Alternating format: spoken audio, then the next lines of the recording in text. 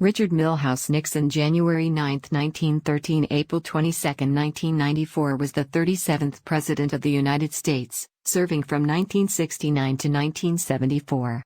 A member of the Republican Party, he previously served as a representative and senator from California and was the 36th Vice President from 1953 to 1961 under President Dwight D. Eisenhower.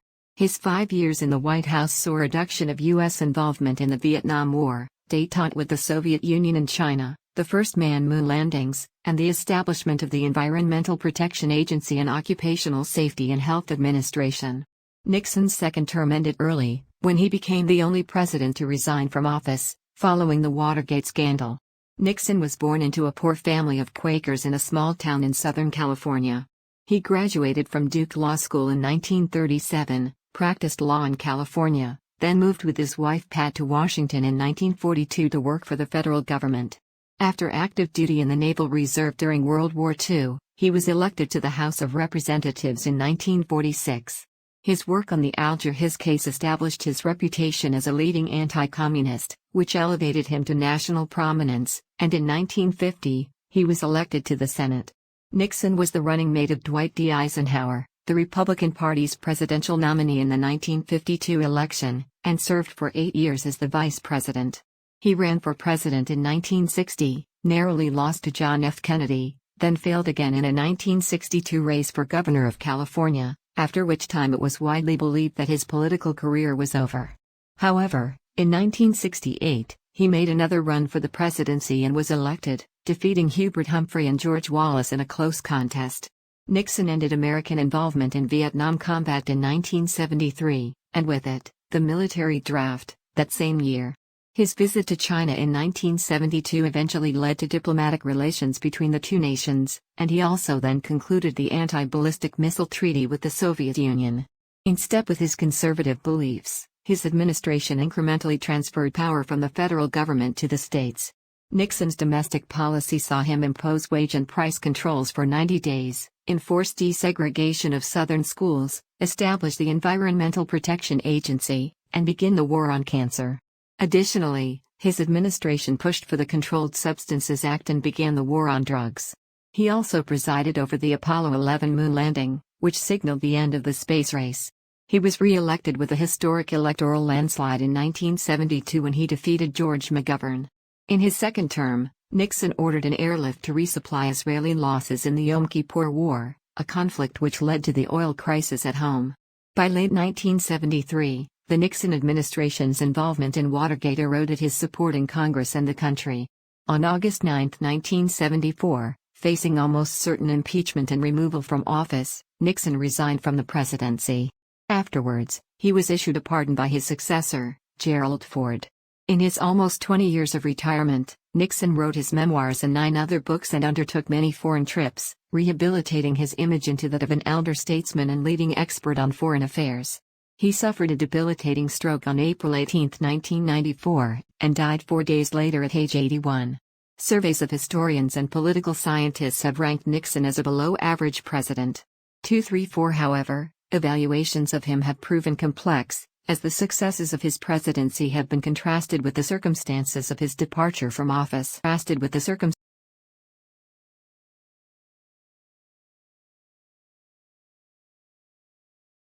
Gerald Rudolph Ford Jr. DRLD 1 Leslie Lynch King Jr. July 14, 1913 – December 26, 2006 was an American politician who served as the 38th President of the United States from 1974 to 1977.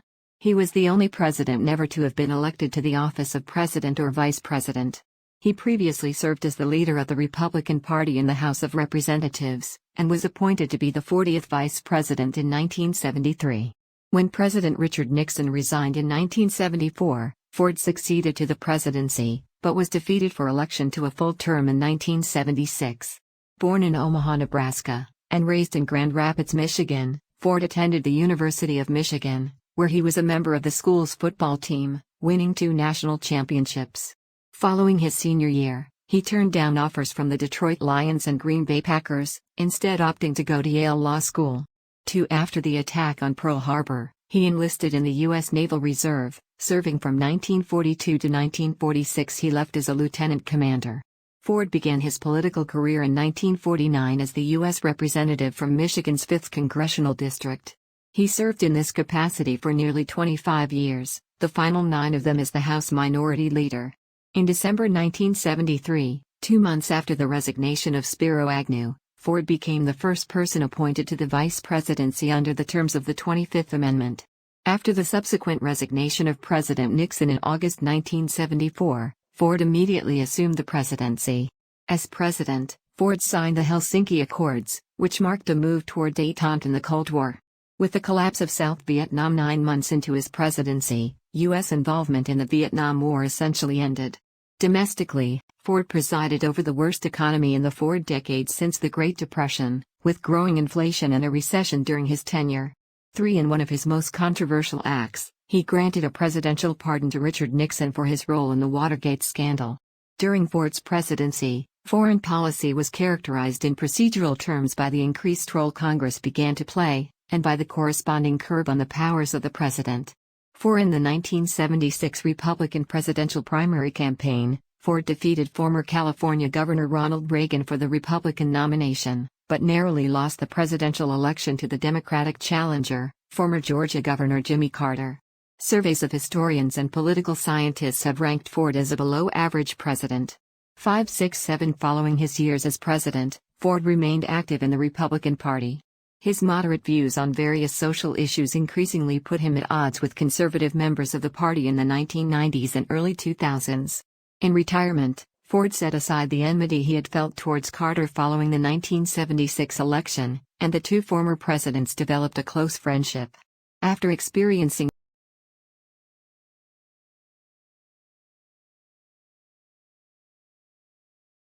James Earl Carter Jr. born October 1, 1924 is an American former politician who served as the 39th President of the United States from 1977 to 1981.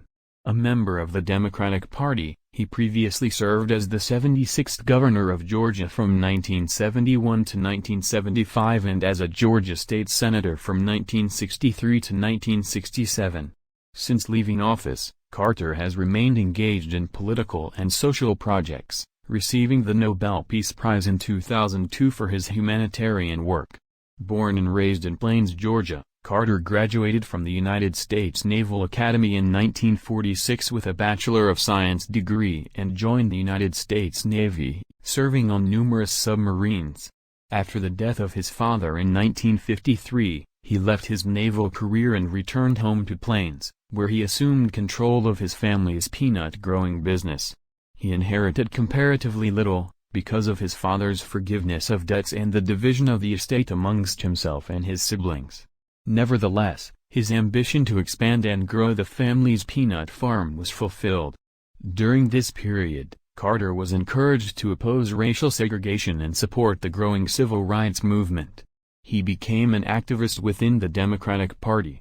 From 1963 to 1967, Carter served in the Georgia State Senate, and in 1970 was elected as governor of Georgia, defeating former Governor Carl Sanders in the Democratic primary. He remained in office until 1975.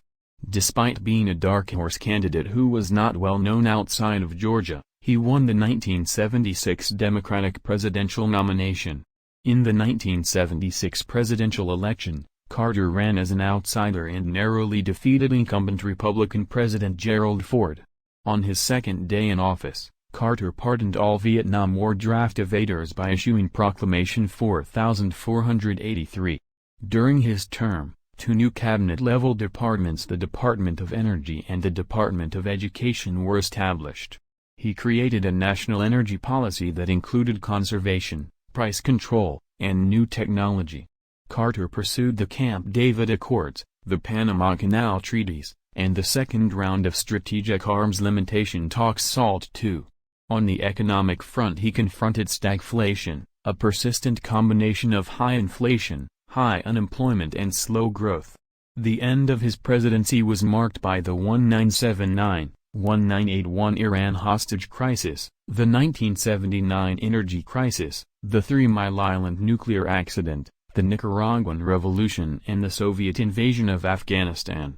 In response to the invasion, Carter escalated the Cold War when he ended détente, imposed a grain embargo against the Soviets, enunciated the Carter Doctrine, and led a 1980 Summer Olympics boycott in Moscow.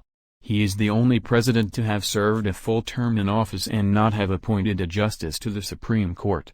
In the 1980 Democratic Party presidential primaries, he was challenged by Senator Ted Kennedy, but won renomination at the 1980 Democratic National Convention. Carter lost the 1980 presidential election in an electoral landslide to Republican nominee Ronald Reagan. Polls of historians and political scientists generally rank Carter as a below-average president. His post-presidential activities have been viewed more favorably than his presidency. In 1982, Carter established the Carter Center, aimed at promoting and expanding human rights. In 2002, he was awarded the Nobel Peace Prize for his work in co-founding the center. He has traveled extensively to conduct peace negotiations, monitor elections, and advance disease prevention and eradication in developing nations. Carter is considered a key figure in the non-profit organization Habitat for Humanity. He has written over 30 books, ranging from political memoirs to poetry, while continuing to actively comment on ongoing American and global affairs, including the Israeli-Palestinian conflict. At 98 years old, Carter is both the oldest living and longest-lived president, as well as the one with the longest post-presidency, and his 76-year-long marriage makes him the longest-married president. He is also the third oldest living person to have served as a state leader. Contents and to have served